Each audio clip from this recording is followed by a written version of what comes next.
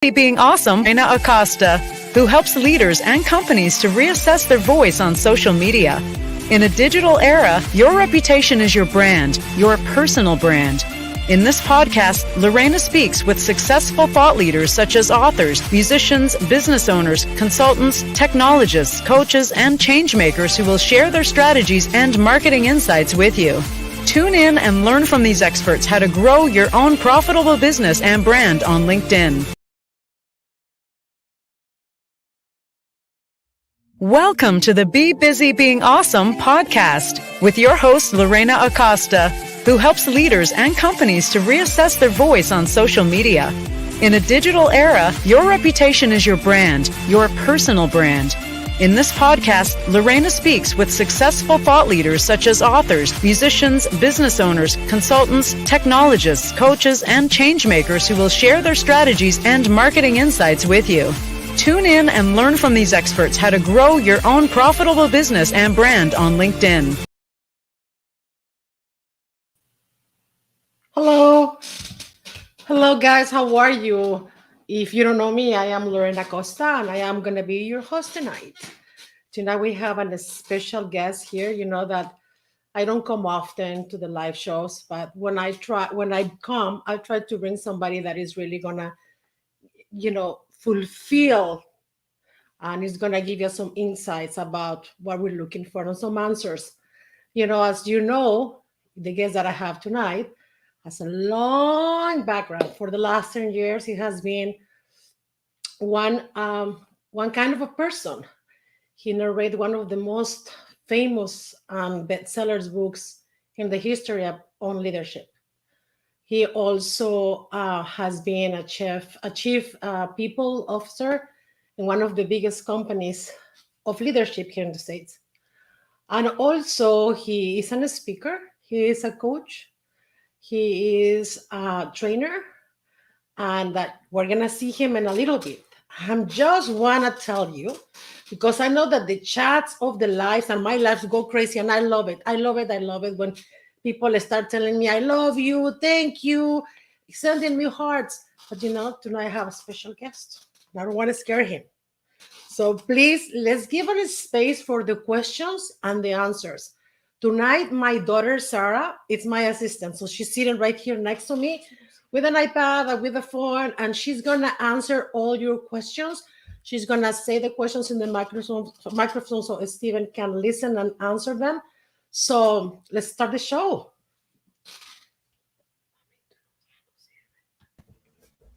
Hi, Stephen. Hello. I don't scare that easily. She makes me sound like a scaredy cat. It's just, sometimes my audience is like me, euphoric. We liked and we share our emotions, and it's amazing. But this job, I don't want to scare you. You're all good. You're all good. We've had some lovely conversations. You nor your audience scare me, and I'm delighted to be here. You're so wonderful. You're so full of energy, and you are such a generous giver. So it's such a treat to be here with you. Oh, yeah, Stephen, it's a pleasure. Guys, let me share a little bit about this story of how I meet this amazing guy. So I was browsing my feed, and suddenly I saw one of his posts, and then I went to see another of his posts, and then I went to see another of his posts. So I started looking and reading all his content, and immediately my values and my beliefs were aligned with him, and I choose to follow him, right? I was afraid to, that I don't send many requests. Why? Because in the past I was rejected many times, right? So I was afraid to send a request, and maybe he will say, well, no, thank you. And I was like, okay, so very humble, I just follow. And then one day I found one of his posts, and I found a quote that he wrote. So Stephen, why don't you say that quote for us? Sure. I think the quote was, so I don't know if I'll get it exactly right. It is about the leaders, right? The leaders help the fishermen, right? Yeah. So it's this notion that so often we promote people into roles of leadership, and we tell them, when you're an individual contributor, your goal is to catch fish. And when you become a leader, your goal is not to catch more fish. Your goal is to actually teach other people how to fish. which is really hard to do in a totally different skill set. I love it. So when I saw that, I copy it, I create a small quote with his name and I post it on my feed. And since then, we become, contacts, we talk. I invite him tonight, and I am one of your biggest fan, for what you have done in the last 10 years. You have done an amazing job. I mean, congratulations. Thank you. So I know that right now you are right now on social media more often. And I just want you to ask you publicly if you can coach me. Okay. Because I really, really, really want to take your class. I want you to be my coach. Cool. Let's do it. Well, we're spending the next hour together, so yes. let's at least start now. I want to show you the T-shirt that I have tonight. This T-shirt is from my client. One of my clients, Ed Saman. He is the owner of this company, which I love the most. So Ed, I'm wearing your T-shirt. Thank you so much for sending it to me. I'm wearing your T-shirt tonight. Beautiful. Okay. Okay. So we're gonna start. I love it. Yes, we're gonna start tonight. Why don't you share a little bit about who you are, just briefly? Not to mention companies or anything. Just share what you have done in the past and who you are. Yeah, that's what I want everybody to know. I'm a dude. My name is Steven. I live in Toronto, Canada, with my 2 young kiddos and my lovely wife, Julie. And I have a deep-seated belief. I just know that every single human being has strengths. Like, it is a fact. And the funny thing about our strengths, Lorena, is we can be blind to them because we can take them for granted. Like, a quick little example is I draft social media posts and emails in the shower. I feel like everyone does this, but apparently not everyone does. It's just my superhuman magic trick. I'm sure there are other people who do that, but that's just something that I do. And because it's the way that I operate in the world, it's just my wiring. I think that everyone must do that. And as I began to share that with people, they're like, no, dude, like, that's weird. Like, I don't do that. I'm like, oh, I guess that's a strength. And so we all have strengths. Some of them are in creativity. Some of them are in execution and planning. Some of them are in ideas. Like, we have diverse strengths, which is what makes us wonderful as a species. Because as individuals, like, we're okay, but together we're remarkable, and together we're diverse, and we can form teams. And when teams come together who care about a similar vision and who share values and beliefs, we can literally make what we thought was impossible yesterday possible today. Of course. Right? I truly believe that. That's what's possible. Mm-hmm. And so I've devoted my life and career to helping individuals, leaders, teams, organizations tap into what their strengths are, and then use them to contribute to a cause bigger than themselves, a cause, a purpose. And so this is the work that I've been doing really since I graduated from college, which was some 13 plus years ago. I've been so fortunate that I've been able to do it with Simon Sinek for the past 10 years. I still do work with Simon Sinek, and I've been doing some of my own work, really focused around speak up cultures. How do we cultivate environments where people feel safe raising their hand, sharing their best ideas or sharing their worst ideas, raising their hand and saying, that there's a concern or that they're not trained for their job or whatever it might be, or even publicly or privately dissenting and disagreeing. But that anytime people speak up inside of organizations, leaders reward it. If you don't reward it, it's the kiss of death. And it can end with just missed opportunity, failure, bankruptcy, or even disaster if you don't nurture and listen to your people. And when I say disaster, things like the Challenger disaster with NASA, or more recently with the Boeing 737 MAX 8, that was a psychological safety speak up issue. People were saying this isn't right, and they were hushed, saying, we need to stay on time and on budget, hurry up. And it's like, this isn't safe. And so it can end in disaster. So yeah, what I love doing is helping individuals, leaders, teams, organizations find and live with their purpose and their values, and ensure that the most important part of their business is not profit. That profit is simply a result that proves the value that they have in the world. I love it. Absolutely. Tonight we're gonna have an amazing conversation. So I want to ask you a question. Mm-hmm. I was watching one of your videos the other day, and I was listening to you saying that how do you, what makes you, keep reminding your purpose. And I listened that your favorite color is orange. And I also listened that, can you share that with my audience? So what really, because when you say that, I really identify myself with the message, because what I'm carrying right here, it's a simple bracelet that my daughter gave me last year, silver bracelet with a small heart, Mm-hmm.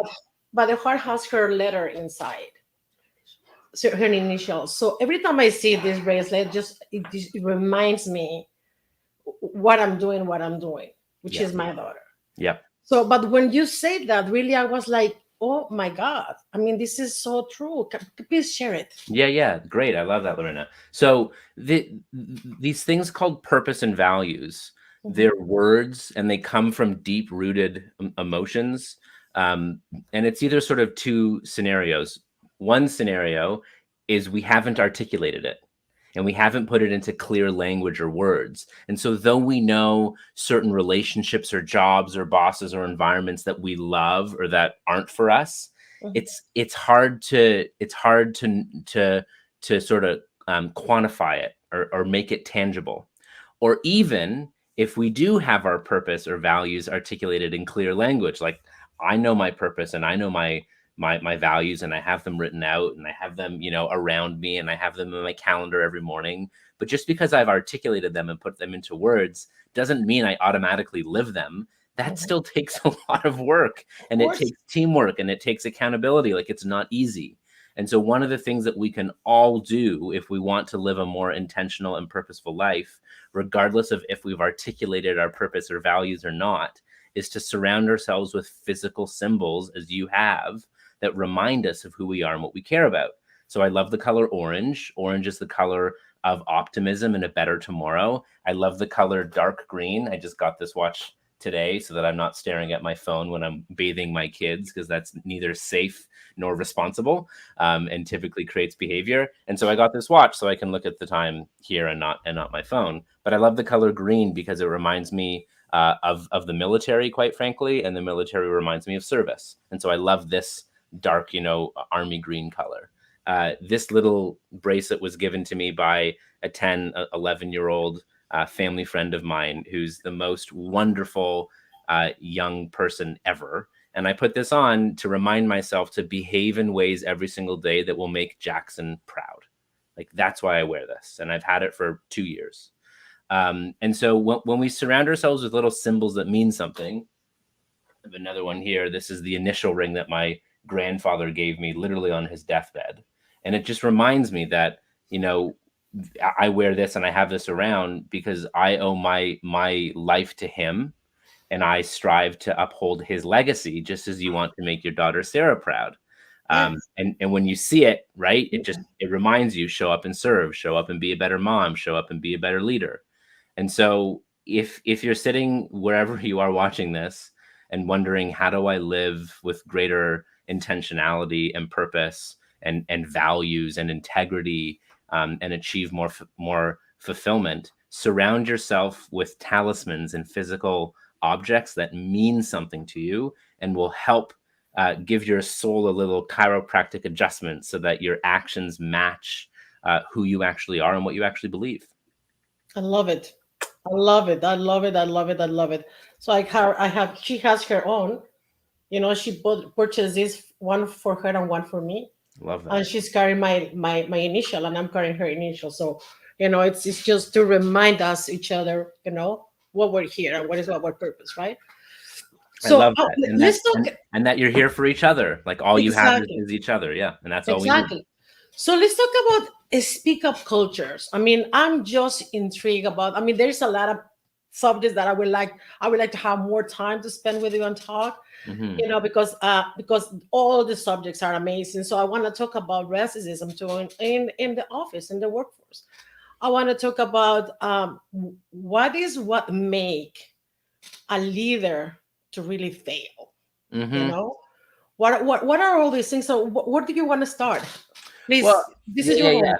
Well, so I mean, so I love posting on LinkedIn and I love interacting with people on LinkedIn because it's the greatest grounds for R&D for me, for research and Of development, course. right? I'll put out an idea, I'll put out something that feels right, I'll share a resource, and then the best thing I get is feedback, either people agreeing, adding in more nuance, asking a question, disagreeing, and it's fantastic. And one of the things, especially as I've been posting and interacting more and more on LinkedIn over these past, couple years, is that there's a pervasive view that leaders generally suck. And yet I don't think leaders wake up in the morning and be like, I'm going to suck today. Like, I'm going to make my people's day worse. I don't think that's most, I don't think, the vast majority of leaders and people don't wake up with that intention. And yet we know from Gallup that our relationship with our direct boss has more of an impact on our health than that of our relationship with our family doctor. And I have those in my family, and I'm okay saying that because I've lived that experience where if you have a great boss, it's wonderful. If you have a great relationship with Let your me boss. interrupt you something. Yeah. But it came to my mind. Okay, so I don't believe either that every leader wake up saying today I'm gonna suck, right? Mm-hmm. But did you believe that most of the leaders wake up and say, what is my intention of today? Mm-mm. Today I'm gonna Nope. live this value that I live by. Today I'm gonna believe in this. Today I'm gonna do something to make my team to feel better Yeah. in the things that they are struggle. So please let's talk about this. Yeah. So I think great leaders do that, or I think real leaders do that. I think what we all need more in this world right now is more compassion and more empathy, right? Because I think we've got to be careful with it. However, um, do we will we live in a better world and will we have a better relationship with the people around us if we have more compassion and empathy for our leaders? Our leaders are under tons of time and financial pressure. Our leaders are also going through a pandemic, not just us. And so, like, I'm not saying give people a hall pass. I'm not saying it's okay to yell and disrespect and demean, and do things that have a negative impact on others physically or mentally. But having a bit of empathy and compassion to lead up and to have some compassion up is a good thing as well. It doesn't let people off the hook. It doesn't let leaders off the hook. But there's one thing in common, Lorena, with every single leadership development program that I've either taken part in, observed, or facilitated in, which at this point is tens and tens and tens, is every single module in leadership development programs starts with a module on self-awareness, a module on leading self. And so one of the reasons why I think leaders struggle is because they're insecure. And there's a fallacy, and I And think hurt. And what hurt. And and hurt. hurt. Sure. Or simply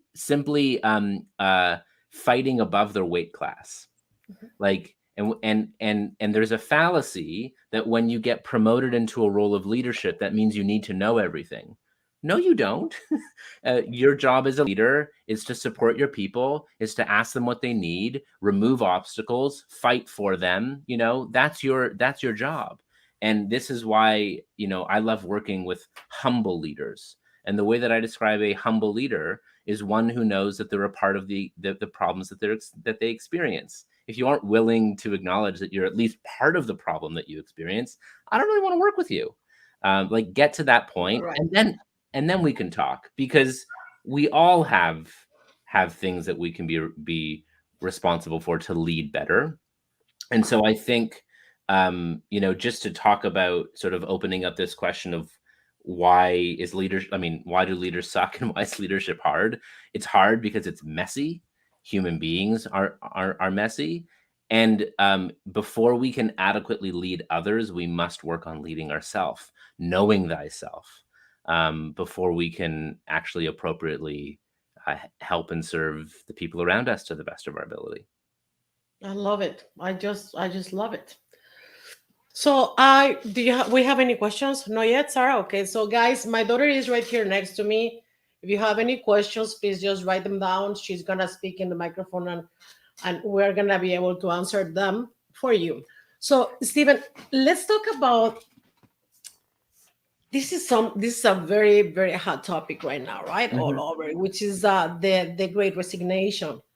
Why do you think? I mean, why do you think that this is really happening? I mean, I saw this coming when I came to LinkedIn and I started sharing my story, and I was like, I'm fed up. They did this to me. He did this to me. They did this to me. They did this to me. So I was talking and talking and talking. I mean, most of my followers know my story, right? They don't know who was the villain of my story, but they know what happened to me.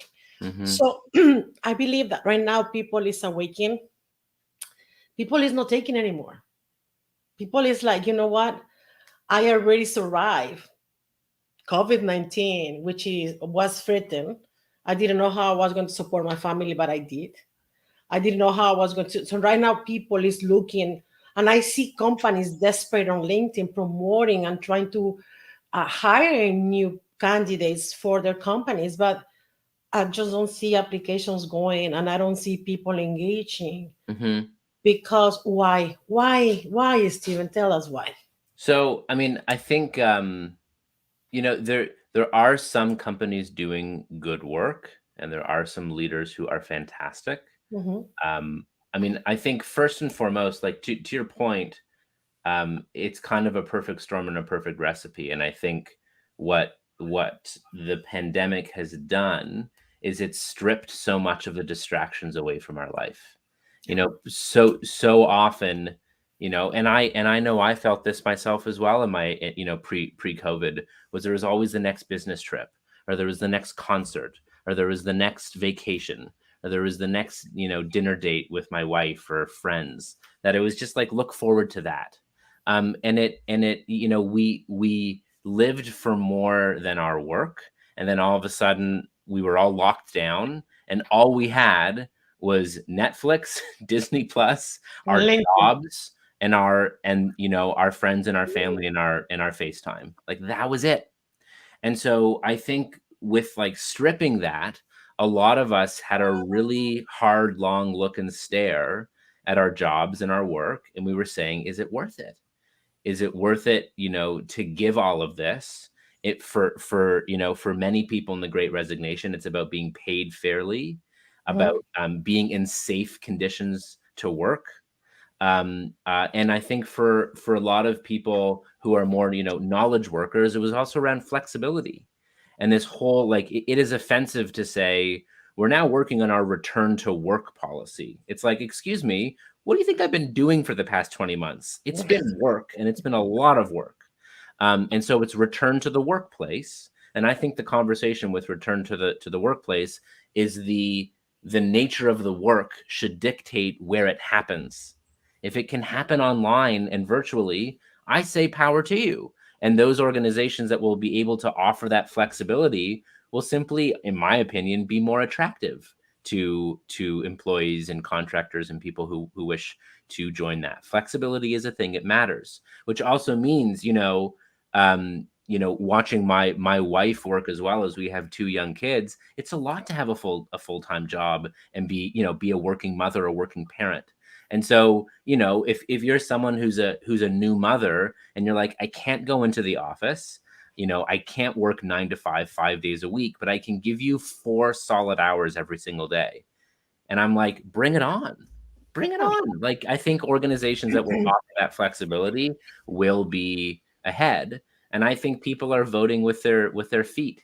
And I think the tolerance for people to be mistreated, underpaid, not made to be feel as though they're valued or Unheard, unheard. yeah, hear people. Yeah. Mhm. And I know a little bit about your story and the fact that, you weren't treated well or fair or with dignity.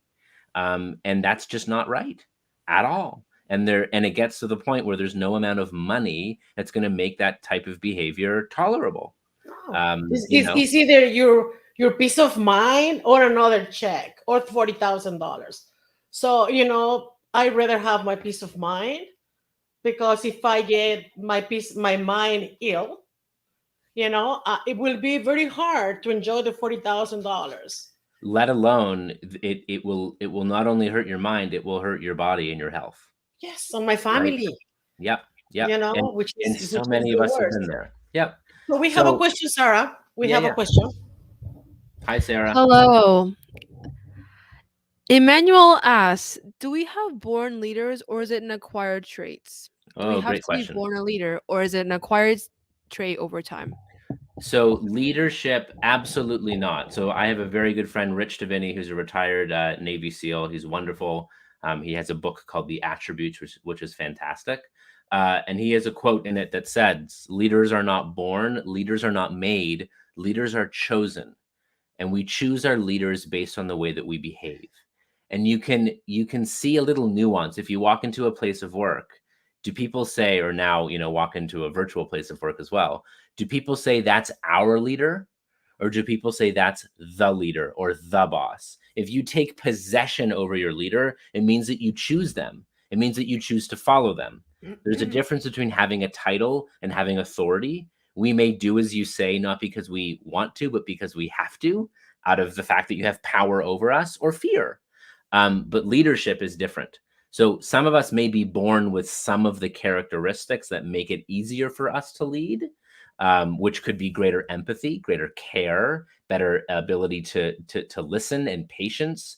It could also be charisma, but also sometimes charisma can get in the way. I know myself as an extrovert and someone who's charismatic. Sometimes I speak because I enjoy, not because I'm serving. Sometimes I need to zip it and listen a lot more. And so charisma can actually get in the way. And so leadership is a set of behaviors, and the only thing you need to be a leader are followers. That's it. People who willingly choose to follow you because they believe in where you're going, and they believe that you have their best interests at heart and in mind. And if people choose to follow you, they're not following you for you, they're following you for themselves. And so leaders are not born. Any one of us can choose to lead. All we need is the desire to lead and to be connected to something bigger than ourselves that matters. That, to be connected to something where you go, someone should do something about this. Shucks, I'm someone. I guess I should do something about this. That's leadership. And you do it to lift others up and to better others and the societies within which we live. Boom, you're a leader. That's it. Beautiful. And leaders never arrive. Leaders are always arriving. You're always working on your craft of being a better leader. Beautiful. So, Stephen, let's go back to the question that I asked you before, which is speaking of cultures. So I have seen that in the past when I was employed. That we were afraid to speak. I have never been afraid, to be honest with you. I remember one time they were going to cut probably 40 employees because of their performance. They were a very good employees. They performed very well in the past season, but for some reason their numbers went down.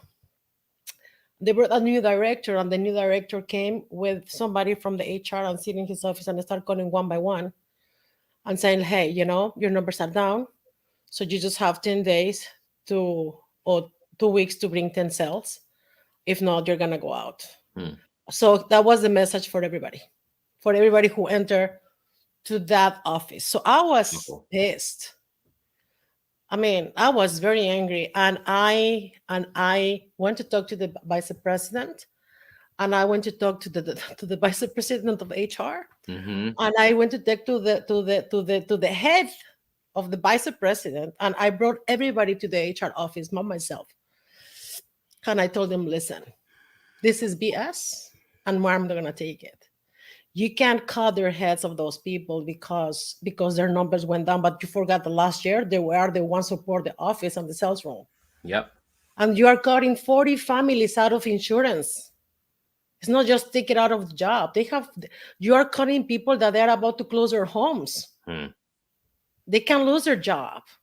I mean, So, I warm all the people up, and I warm all the office up, and there were some shoes flying up and screams some here and there, and everybody stayed. Of course, my life was miserable after that. and I have to resign. And I was happy to resign, and this is what brought me to LinkedIn. Mhm. But I remember clearly that everybody was afraid to speak, even for themselves. They were afraid to speak out. Yep. Even they were sharing what was happening to all of them in that office when they were entering, and they were telling them that they were going to fire them if they don't bring 10 sales in 2 weeks, which is impossible in low season. And if you haven't made them in high season, you're not going to make them in low season. So you're Yep. going to go out anyway, right? It's undue pressure. It's actually demotivating. Of That course. makes it harder. Yep. Yeah, so people is stressed, people is afraid, people is start, getting concerned, and okay, so nobody left behind, right? So next morning, the vice president say, okay, everybody's forgiven, nobody's gonna go out, but then my life was miserable. What was miserable? The senior leaders had to put a target on your back, or what was it? Yes, of course. I mean, they put me to clean the whole floor, for a month and clean the floor until I get tired, and he mistreated me one more time, and I told him in his face that he can take his job back, and I walk out Mm-hmm. and I left. Mm-hmm. So we have another question. Three Well, questions. but wait, I want to Yeah. comment because Yes. Hello. before, sorry, Sarah, to cut you off, but I mean, this is why I admire you and why I have time for you, is because you have courage and you're willing to speak up and you're willing to speak your heart and your mind, and you're not doing it for you, you're doing it for others. And you fell on the sword, and you fell on the sword not for you, but for others, because you went, this is BS, this is not fair, this is not right, this is not how you run a company. So either clean it up or I'm out. And unfortunately, you weren't treated well, and you made the right choice, I would like to argue, to leave. But this is leadership, and so there's two pieces when talking about a speak up culture. I like to think of speaking up as if you're stepping up into a wrestling ring, and you're like opening up the ropes, and you step up and the lights are on you, because like I've spoken up multiple times in my career. It's probably why you and I get along. And every time I've done it, it's not easier. Like, it's hard. Like, I have to rehearse it. I have to breathe. I have to think, like, what's going to happen? This is just the right thing to do. It's worth the personal risk because my values and integrity are on the line. And would I rather sleep at night or fret?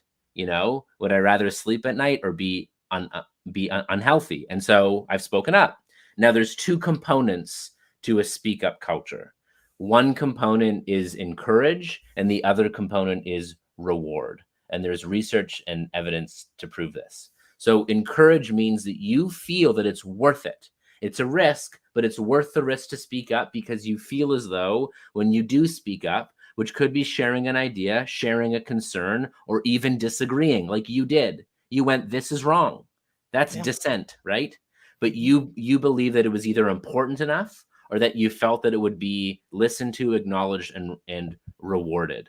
If leaders listen to, acknowledge, and reward their people for speaking up, it means people will do it again. And the best piece is you're getting the ideas, the concerns, and your disagreements from your people, which makes a healthier company.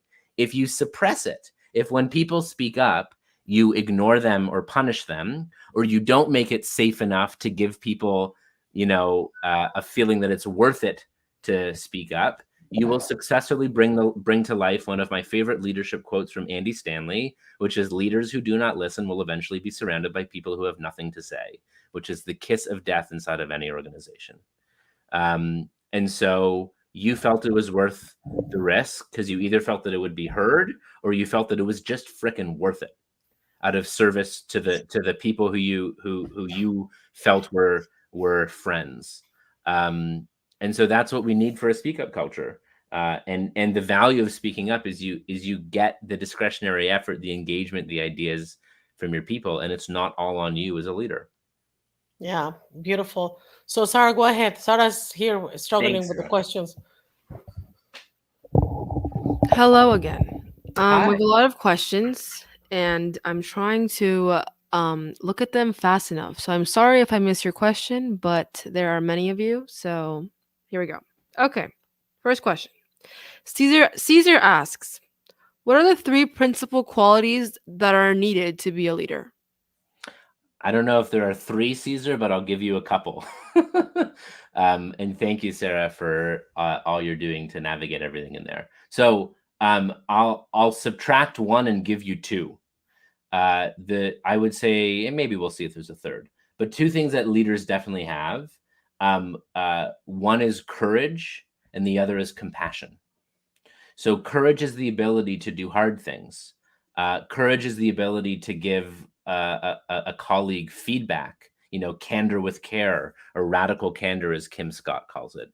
Courage is the ability to be a salmon swimming up the river. Courage is what Lorena did when she stormed into the office and said, "This is BS, make it right, or we're all gone, and we'll start up our own company or go find a company that will actually treat us well." That's courage.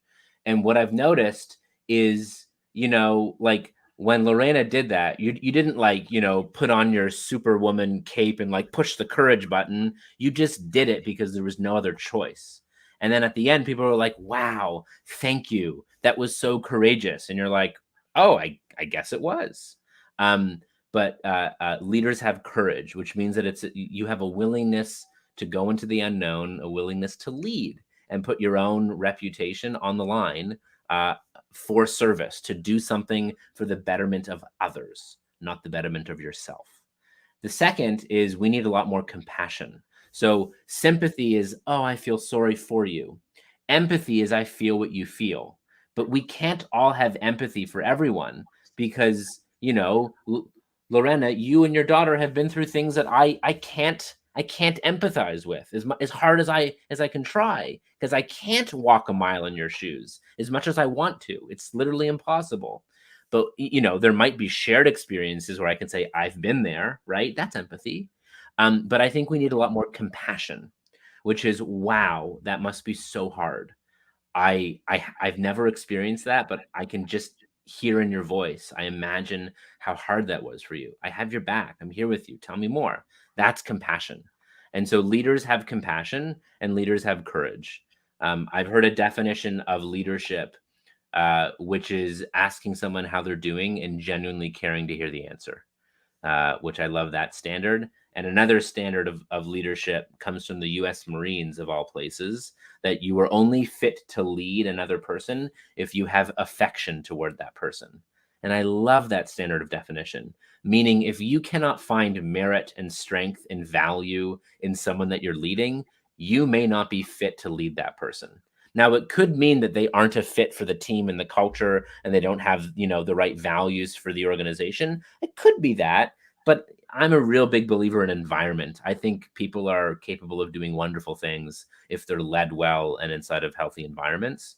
And so if you don't have affection towards someone, it might mean that you actually have to ask another person to lead them because they're better suited to lead them. So Cesar, I'd say courage and compassion. Beautiful. Okay. I have a lot of questions. So if you have commented your questions, and we have not answered them yet, please feel free to recomment them because many comments are streaming in and they are getting lost, and I only have 2 eyes, so I apologize. Okay, I will continue with the next comment that I see. Mamta asks, what's the motivation for leaders? So what are the motivations that leaders have to continue leading? Oh, good question. So, what's the motivation for leaders? So this is another one here. My friend Rich Davini, this is in his book. You know what? I'm going to read the page because it's so good. There's a difference between a leader and a driver. Let's see if I can find the page. I think I tabbed it. Here it is. So here it is. This is from Rich. Drivers see their organization or team as a mechanical system, and they consider the people they're in charge of to be parts, buttons to push, levers to pull, pedals to press. Because they believe their vision is the most important one, or the only valid one, they exert control through heavy-handed direction and overt manipulation, sometimes with rewards, but more often with punishments. If one of those parts doesn't perform as demanded, it's replaced without a second thought. There is no empathy because parts are expendable. No one mourns the worn-out brakes on their car. That's drivers. Drivers see people as cogs in a machine, literally. Leaders see people as, and their teams and their organizations as living, breathing organisms to be nurtured, which is what they are. Organizations or teams aren't the cloud or bricks and mortar. It's made out of people. And so I mention this because I think we conflate what we mean by leader. Leader, there's no standard definition of the term. And here's a Simon Sinek quote for you. Leaders aren't the ones who are in charge. Leaders are the ones who take care of those in their charge. And so the reason I'm distinguishing this is because for some leaders, or some who hold the position of leadership, their motivation is power, ego, greed. Those I would call shitty leaders. There are true, real human leaders. Their motivations are play, purpose, and potential.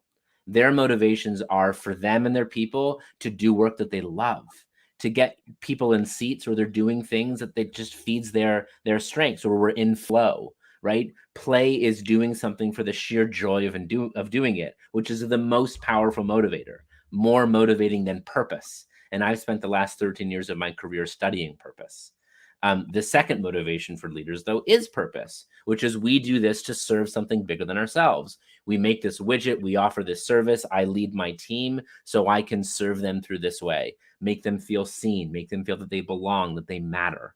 And then potential, that I and the people around me grow and become better versions of themselves. And I spend time as a leader to understand, oh, Nancy on my team wants to become a sales leader. I'm going to help her do that. Frank wants to become a vice principal, and I'm a principal or a teacher. I'm going to help support them. And so play, purpose, and potential. That, right? No.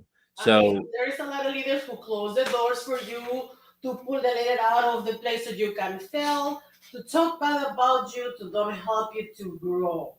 And I would call those people who have positional authority, but are not leaders. And by the way, play, purpose, and potential comes from a book, Primed to Perform, by Neil Doshi and Lindsay McGregor. It's mind-blowing, really good stuff. But you're totally right, Lorena, and I would call those people drivers, not leaders. Okay, what is the difference between a leader and a driver? A driver sees their people as expendable parts of a machine. A leader sees someone as a human being who is meant to be nurtured, who has strengths and who has potential, and they matter. And the best thing is that when people feel that way, they will run through brick walls for you, right? When a leader has your back, you want to do everything to make them feel that the sacrifice that they've made to invest in you is worth it. And so drivers are in charge. Leaders take care of those in their charge. Beautiful. So, Sarah, do you have more questions? Yes. So, continuing, Godfred asks, how do I lead myself to be in a place I want to be, even if there are no opportunities to take me there? Great question, Godfred. What I would say is surround yourself by people who believe in you more than you believe in yourselves sometimes.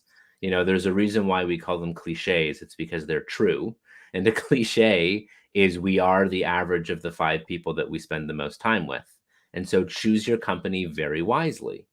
Find people, for example, on this amazing platform, LinkedIn, other places online, in person, through your network, people that if you were like them, you'd be really happy. Not 100% like them, maybe a sliver or maybe a big piece of the pie, but find people who are mentors. Find people that you look up to, whether you can have a personal relationship with them or not, and study them.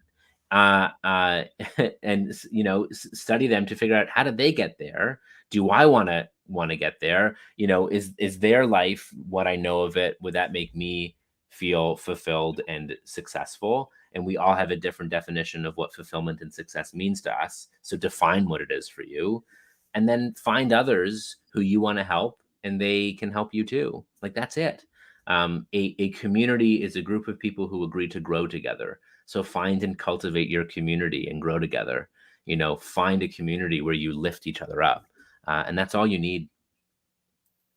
The rest will take care of itself. Okay, next question. Mary Catherine asked, what should female leaders be aware of that men don't have to consider, if any?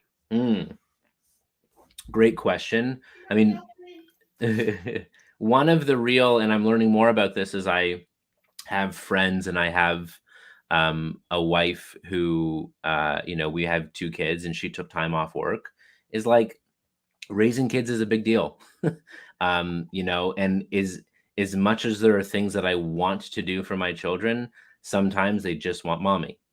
And it's so hard and, dare I say, not necessarily fair, and we have choice a little bit, but like not really, because I want mothers to be able to be the mother that they want to be, which means that some mothers that I know who are very capable and who are more capable than me simply sit on the sideline for a series of months or years because they want to grow their children, which is adequate and fair. Now, here's the mistake that corporate often makes, or that we often make out in the world, is that we think that because mothers have exited the workforce, that they have had no merit as they've been outside of the workforce. I'm very sorry, but there's lots of skills and attributes that you learn when you're a mother: entrepreneurialism, problem solving, stamina. Like, there are so many things when you come back to work, like you are a more robust, bigger, you've grown.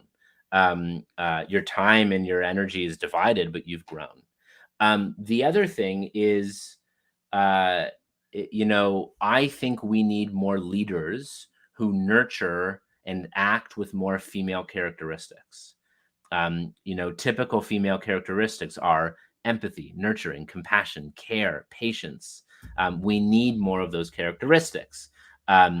Women tend to have some of those things more naturally, and I encourage us to cultivate those and not force you to act as a man, decisive and influential, and no, that's not healthy. What's that? Strong, yeah. Men don't cry. Bullshit. Men cry. Strong men cry. And so I think we need more men who act like females and more females who act like females, quite frankly. And I was joking earlier this week. One of my wife and I have a mutual friend who introduced us. And when my wife was introduced to me by my friend, she said, "Careful, he has lots of feelings," which is like, yeah, bring it on. I do. Like, I am definitely male. I identify as male, but I also know that I have, and I love the parts of me that are female, that are more nurturing and more sensitive. I love that about me. And I think I'm sure your wife loves that too. Usually. And so, yeah, I think for female leaders, surround yourself with other female leaders who are leading in ways that you admire and are doing it right, and find other leaders, male or female, who acknowledge and honor you for who you are, and don't try to bend you into a pretzel to lead the way that you're supposed to. Because there's only one way that you're supposed to lead. It's your way. We all have our own way. And it's with our values and beliefs. So I hope that answer helps. True. Farah? A very important question, in my opinion, is being asked, and I think this is one of the best questions we've had so far on our live today. Why are there very few female leaders in the executive world? What do you think are the biggest underlying reasons? Many people are responding to this question with their personal opinions negatively, so I would really like you to, both of you, please elaborate on your thoughts on this. And I want you to give your opinion as well, Sarah. Yeah, Sarah, if you have passion for this. Yeah. Let me put the camera a little bit so you can see my. And Sarah, I want to hear your opinion as well, especially the age and experience you're in, and also I don't know all the answers. Hello, everybody. My name is Sarah Ismail. Lorena Acosta is my mother. This is my first time on the live. It's nice to see all of you here.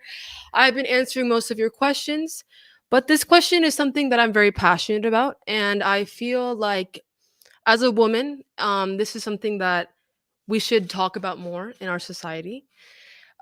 So Miriam's question asks, Why are there very few female leaders in the executive role? And what do you think are the biggest underlying reasons? I think that there are many reasons as to why this could be the case. And I just think that the biggest reason for this cause is because corporate America is filled with people with older generations and older mindsets of how the world should be.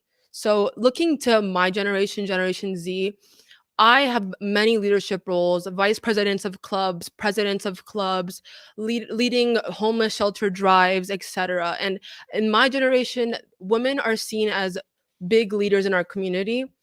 And I think the main reason for that is due to the fact that we've grown up seeing so many positive outlets of women, people of color being, leaders, reading books in school, and that is one of the main reasons why we are so accepting and so like empowered by these type of movements compared to like looking at different companies now with older people who are in corporate jobs. We see that is not the same compared to now, and I think that the comments that I was seeing just now, replying to Miriam with some negative connotations, I think the biggest thing that we need to do as a society to improve this is to change our viewpoint of women and our capabilities of being able to work and not only be in our homes taking care of children and such. My mom is a huge role model for me, and she's more than a cook or a cleaner. So I honestly believe that the main thing that needs to happen is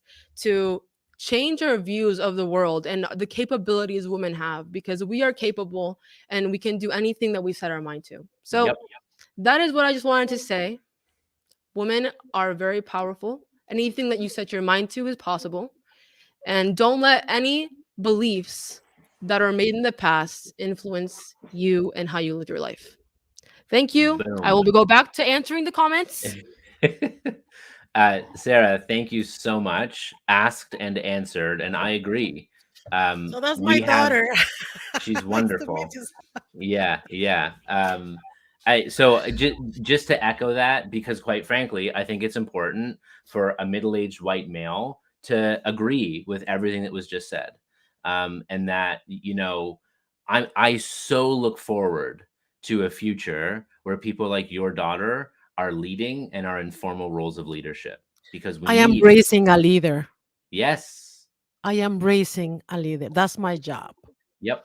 This is And this is my yep. wife. And you are a leader. So we have, and Sarah, I think you'll love this. My wife got a painting that we've hung in our daughter's room, my 5.5-year-old daughter, and it says a few simple words. It says, "She believed she could, so she did." And that's the type of child that I want to raise. I don't want to raise a child that just because of her gender or the way that she identifies, that certain roles aren't open to her. That's not the world that I want to live in. No. And so you're I, so I right, raised my Sarah, and I totally. daughter by my experience. She lived my story. So she saw me from the beginning till now, and she lived each of my story, my experiences. She lived them personally. So I think that was she's ready to go. Yeah. Do you have a question? No questions yet. I will let you know. So um, let's continue with our conversation. Do we still have time? yeah, I'm still happy to stick on for 5-10 more minutes. But Okay, let's Sarah, go. thank you for stepping in and sharing that. I Thank you agree so with much for you. having me. This Of is something I'm course. very passionate about and could speak about for hours. So Good. it's a Do it. pleasure being here. Good. Love it. That's my little Sarah. People know Sarah for 5 years since I started posting on LinkedIn, and they have been witness how Sarah has been evolving, right? So it's just to see her and hear her talking is like nice. I love it. So let's continue. Let's continue with the points that we have on subject. Sure. So I saw also another topic that we were going to talk about. Gas slashing. Yeah. That's very common. So gaslighting. Yeah, gaslighting. Yeah. Yeah. I mean, so there's a couple of things that I've been learning about. One is gaslighting. The other is toxic positivity. Yes, yes, yes. which is a more nuanced version. So gaslighting is when someone brings you their emotions and their feelings, and you essentially say, no, that's not how you feel. Which is, I mean, Give me an example of a leader doing that. an example of a leader doing that would be, hey boss, I'm seeing these issues. I'm seeing some things in the team that I think we could do them better. And the boss going, you're a complainer, the issue is you. And it's like, okay, all right, which is essentially saying, I don't want to entertain that there's an issue, or that there's opportunity for improvement, or that there's any accountability that I can take as a leader. And instead, we'll just make you the problem. How's that? That's gaslighting, and it's psychological manipulation, and it's awful. It's awful. Toxic positivity is one in which it's a good vibes only. We can only talk about the future, and we can only talk about good things, which is like, but you just let off 5 of my friends, or let go of 5 of my friends. Can we talk about that? Like, I need grief counseling, please. Like, when we just let go of our friends, or when leaders let go of people without any offer of support or context, like, it's grief. And if it's like, no, we're not going to dwell about the past, we're only going to talk about the future, you're denying people emotion. And like, here's the thing about human beings, we have all of the emotions. And if you have a place of work in which you essentially look at the list of emotions and go, sadness, frustration, anger, depression, grief, yeah, those ones aren't allowed here. That's not going to end so well, because they still exist. And if you essentially say you can't have them here, you're going to have an unhealthy, emotionally unhealthy, mentally unfit people, and it's on you, leader. And then it's come back to you. Yep. Because that people is gonna start holding and repressing their emotions to the point that when something really happened, everybody's gonna go like, wow, like Totally. direct to it. So, yesterday I saw a question in the chat before we started the live, and there was a guy saying, okay, leaders, sometimes are bad, sometimes they don't, sometimes they don't follow the culture, they don't follow. I have a thought,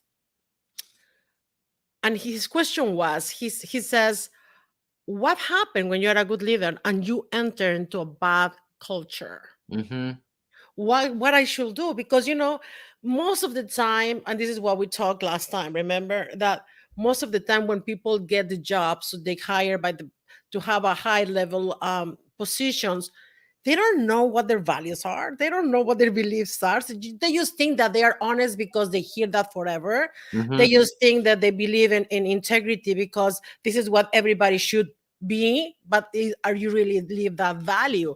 So most of the people don't have those values very well specifically, and they don't know what they stand for, right? So let's say that a nice and a nice leader, a great leader, join an organization that has their values very well established, and they know what they stand for, but the culture of the company is not following the core values of the company. Yeah. And there is a big problem. Talk about it, please. So if you put a cucumber in pickle brine, 100% it turns into a pickle, which means if you put a good person who has great values and great intentions in a bad environment or a bad system, the system or the environment always prevails, which could be, like I have an equation for culture, which I love. Culture equals values multiplied by behavior. And the more senior you are, the more power you have, the more you influence it. Like if you're a junior employee and you don't live the values, but if you're a senior member of the team who has a lot of influence and power and you don't live the values, that is a big issue. Especially if your performance is high and we just let you get away with it. That's really bad. And so values, they ought to be clear. They ought to be action oriented. Behaviors, multiplied by behaviors. Anything times 0 is 0. Anything times a negative is a negative. You can have values, but if you don't live them, you could have a deleterious, toxic culture. And so you can put a good person in a bad system environment, and the system environment prevails. This could be like a compensation system, meaning, you could have a sales team And you're like, one of our values is collaboration. We want you to work together, but 100% of your compensation is based on and tied to commission.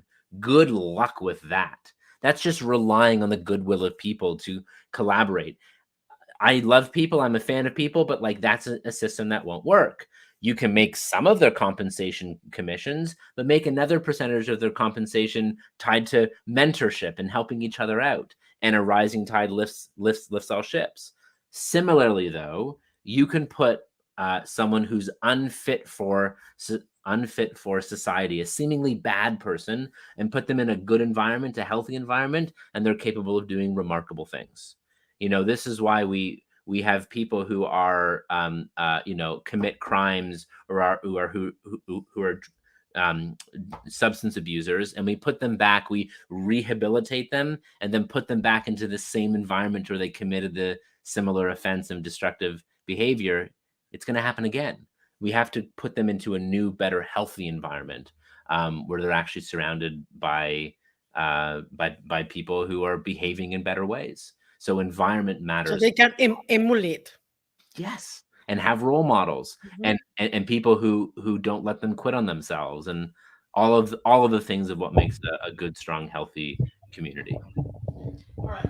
We have 2 questions. One from Emmanuel that says, do you recommend different styles of leadership from an industry to another? From an industry to another, I mean, there's cultural things. So, I don't think that all cultures are the same. And so there's nuances. There's also different subcultures. Like you could have a company, but accounting feels different than sales, and Latin America feels different than Finland. Like you can have subcultures, and there's different behaviors and different ways that we do things that make us successful and honor the culture that we're in. And so, I mean, I think the sort of tenets of leadership, courage, compassion, are the same, but courage and compassion in different contexts looks different. So, I would say in different industries and in different cultures, it may look a little bit different or show up in different ways. But leadership is leadership, and human beings are human beings. Thank you. Angela asks, how do I challenge or address gaslighting and toxic positivity when it's happening? Great question. A colleague, Mita Malik, has some great work on this. If you look up Mita Malik and gaslighting, she has some great stuff on this. What I would say is call it out if you see it happening. Don't tolerate it. If it doesn't change or it is tolerated, find a place where you will be treated better and well, whether it's internal to the organization or a different one. But I think we need to call it out and call people in. I think it's healthy to assume positive intent until it's clear that the intent is not positive. I think we need to call it out. And if we see it happening to someone, and little subtle versions of gaslighting is like, let's say I ask Lorena to work on something, or I have a meeting with her and she shares some work that she's doing, and then I go and share it and I don't give her credit, or I don't invite her to the meeting. If people see this happening, they should be like, oh, I spoke to Lorena last week. She's working on the same thing. Or why isn't Lorena here? Isn't this her work? Like, we need to call it out. And we don't need to demean others, because I don't think we should treat gaslighting with gaslighting. That just makes more fire. I think we need to have higher integrity and level up, but call it out when we see it happening. And if the behavior doesn't change, or the person who's misbehaving doesn't change or doesn't leave, you're allowed to make the choice that is right for you.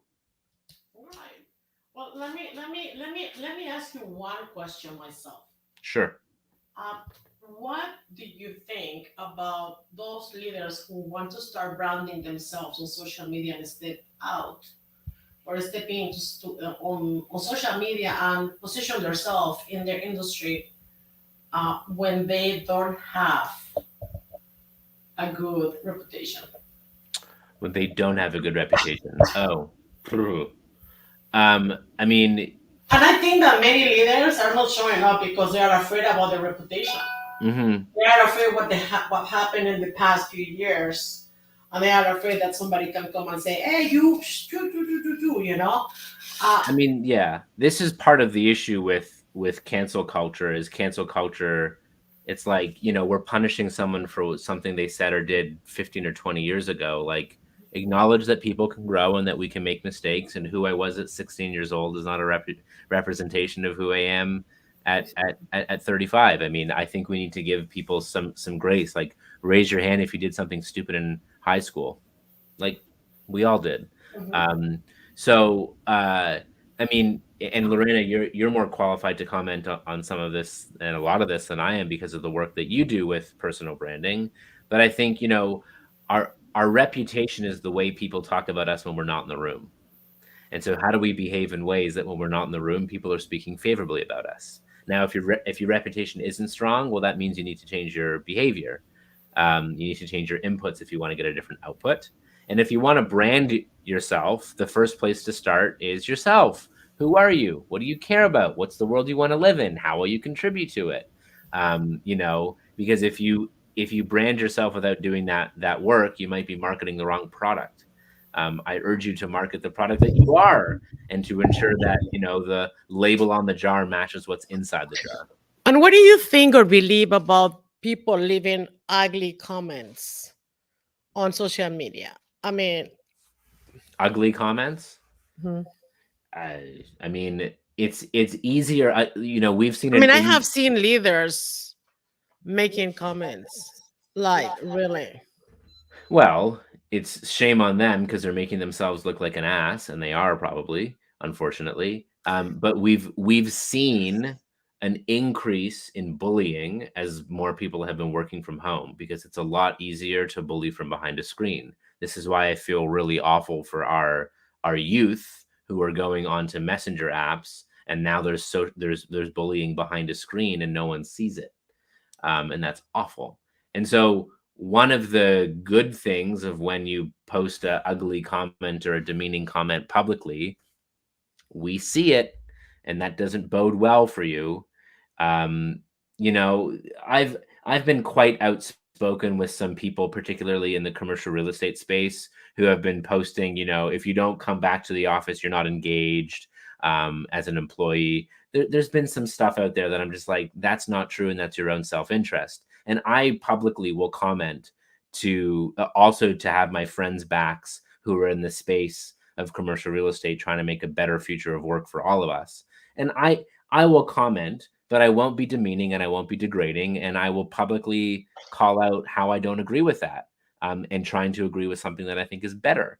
So I think there are ways that you can disagree and be respectful. Like, some of my closest friends have political views and have views that are not my own, but I love them as human beings. Like, they're wonderful. Mhm. And I'm willing to have hard conversations with them about things that I don't understand, or things that I don't agree with, but I love them and I value them and I want to have them in my life. And so I want to actually, like, see them, and value them. Yeah, the people doesn't understand this concept. I mean, we follow people, we like people, we marry people, we have friendship with people because we share same beliefs and same values. Yeah. But that doesn't mean that, for say, I have different values than many of my followers. And when I share those values on LinkedIn, only few of my followers goes and engage on that content Uh-huh. because goes against their own values. They don't share that. But that doesn't mean that I'm a bad person to them. That doesn't mean that they will continue following me. Sure. It's just we are different. We have different perspectives of life, and views of life, Yeah. I and mean, we should respect that. sure. I mean, my experience as well is like, the stuff that I believe and that I talk about, I think is inherently good. I believe human beings matter, that if we treat them as such, we operate better businesses. If someone has an issue with that, usually it's because they're struggling and they're hurting themselves, Mhm. and that they've been wronged, or they're just having an issue with it. And so, uh, compassion is always a good thing, unless it's being taken advantage of and it's being manipulated, and then you just try to remove yourself from it. Okay, so just to finish, because I know that it's been over 1 hour, but you are writing a book, right? Yeah. Talk a little bit about it, So please. I'm writing a book right now about speak up cultures, about why leaders need to truly listen and listen with compassion if they want their people to step up. And if you don't listen with care and empathy and compassion, you will create an environment in which people are afraid to speak up because of what it might mean to them. Some of the common complaints or reasons why people don't speak up is they say, I have a kid in college or I have a mortgage, which means it isn't worth it to me to share my opinion because I might get in trouble. That I that may lose my job. I might lose my job. That to me is just an awful culture and awful leadership. Mhm. And it is the job of leaders to do the really hard work of creating an environment in which you acknowledge, you hear, you value your people's experiences and your people's ideas. And if you don't, A, you're just losing out on opportunity. And B, it might end up in failure or harm. And so I'm a very staunch believer and advocate in speak up cultures. It's something I strive to create in my relationships. And I've experienced that when leaders do this, it makes for a far better organization and a far better world. And so I want to help leaders learn how to cultivate a speak up environment because it is something that we can learn and apply and do. When this book is gonna be out? Likely the fall of 2023. Okay, So beautiful, two, beautiful. two, 2 years, So maybe where, less. if somebody of the audience tonight is watching, where they can find you? Maybe they need your help. Thank you. So I'm most active on LinkedIn. I'm building a new website now, but LinkedIn is where I'm most active right now. Feel free to send me a message. I'll strive to to respond as quick as I can. After Lorena says come on, I'm sure I'll get tons of messages because you're so loved out there. But yeah, I'm most active on LinkedIn, so please, if what we discussed resonates and if there's anything I can do to help, especially if you're a leader who knows that you're part of the problems that you experience yourself, I would be delighted to walk shoulder to shoulder with you and help in any way I can. I already refer you with some of my clients, you know that. But guys, if you're still here, please follow him, connect with him. You are gonna really, really fulfill your heart and your mind with somebody who really talks from the heart. Mm. I mean, it is talking about leadership is not just to talk about leadership and what you should do. This is not a technical part. Everything that we do, we have to do it from within. And when we hurt, we need to heal. Mm. And he is here to help you to heal. If you are hurt, if you're a leader who is hurt and doesn't know what to do because their culture, their employees, that you're a human being. We go through different phases, and you have your job, you have your title, you have your occupation, but also you are struggling as a human being because you have a wife, you have kids, you get divorced, your mother die. I mean, we are human beings, and we going through a different emotions. So if you are one of those leaders who wants to really make the difference, and you are aware of what you're going through, I mean, there is no better person right now to contact than him. And um, I really appreciate that you came, Stephen. I would love to have you again. This been an amazing journey with you for the last 5 days since start promoting this. I was very excited to bring you in, and I'm very excited that people came over and that they really get some insights from you. And most importantly, they get to know you, because sometimes we work behind a name, sometimes we work behind something, and it turns this is your time as well, to shine, and it's time for you to showcase your skills as a human being, as a coach, as a leader, as a speaker, and as a trainer. So I'm endorsing you 100%. Guys, please engage, contact him, follow him, love him, because he's a lovable guy. You're very kind. Stephen, do you want to close with something tonight? One, you're just wonderful, and thank you, Sarah, for being on the ones and twos in the Thank you background. for having me. I'm Yeah, glad to be here. and thank you for stepping up and sharing what you did as a fight for women for the better. I love that. The last thing I'll say, Lorena, is the two most powerful human forces that we all have access to are hope and each other. Hope is the belief that tomorrow can be better, that even if we're in a dark tunnel, there is light somewhere, even if we can't see it. If you don't have hope, call a friend, please. Please call a friend if you don't have hope, because there is reason to be hopeful always. And as long as we have each other, we have everything. As individuals, together we're remarkable. I could tell you tomorrow morning I'm waking up at 5:13 a.m. to go for a run before my kids wake up. Yeah. But if I give my buddy Matt, who's my leadership fitness buddy, a text or a call, and I say, let's do it, or he says, let's do it, I'm showing up and doing it. Not for me. I'm doing it for him. And so as long as we have people in our lives that believe in us more than we believe in ourselves, sometimes we have all the courage that we'll ever need. Thank you, Stephen. Thank you. Thank you. I'm super happy that you came. And really, I want to invite you again. I mean, you are amazing. Let's do it. Guys, Stephen, it's, it's, if, invite him to your podcast. Look, just listen to the conversation that we have. So please contact him, follow him, and engage in his content. And if you need a coach, hire him. I recommend you that. Guys, you know that I love you. I appreciate everybody who came tonight. And I appreciate everybody who's going to watch this tomorrow, because many people was complaining that they live in the other side of the world and they won't be able to watch it live. So we are here for you. Please, God bless you. Take care of yourself. Be safe. And I love you. Stephen, I love you. Thank you so much. Mwah. Have Thank a great you. night, everybody, and have a good morning, whoever is watching me from the other side of the world. Thank you for being here. I love you. Bye now.